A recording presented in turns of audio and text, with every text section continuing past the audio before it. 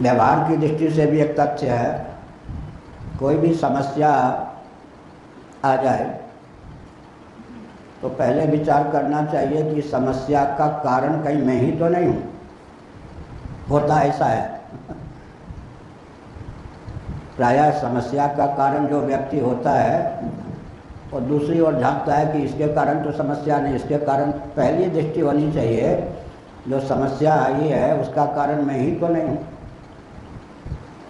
उसके बाद समाधान कहीं मेरे पास ही तो नहीं है, यह विचार करने की शर्त है। कदाचित मेरे पास है तो कितने प्रतिशत है, अगर इतने प्रतिशत नहीं है तो साथ वालों के पास ही तो नहीं है। सब मिल कर के समस्या का पूर्ण समाधान कर सकते हैं या नहीं कर सकते हैं, तो बाहर झांकने की क्या ज़रूरत है। और पास वालों के पास नहीं है तो फिर कितनी दूर पर किनके पास समाधान हो सकता है। विचार करके देखें तो जो भी पूरे विश्व में स्थावर जंगम प्राणी हैं उनकी समस्या तो मुख्य रूप से तीन ही है। मृत्यु का भय, जड़ता का त्रास, दुख का झमेला। विचार करके देखें तो मृत्यु का भय क्यों प्राप्त है।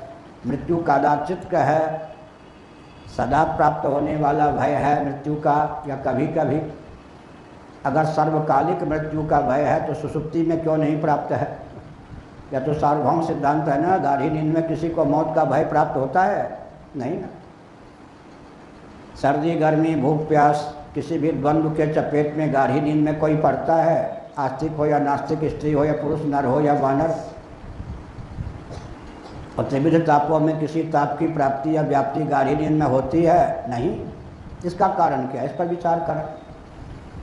मृत्युग्रस्त जड़ और दुखप्रद शरीर में आत्मबुद्धि या अहंता ममता के कारण मृत्यु का भय प्राप्त है, जड़ता के चपेट में पड़े हैं, त्रिविध तापों के चपेट में पड़े हैं। यही तो गाढ़ी नींद में क्या चमत्कृति है कि मृत्यु का भय नहीं प्राप्त होता, द्वंद्वों के चपेट में नहीं पड़ते, किसी कामक क्रोधादि मनोविकार के चपेट में नहीं पड़ते, त्रिविध तापों में किसी ताप की प्राप्ति या व्याप्ति नहीं होती।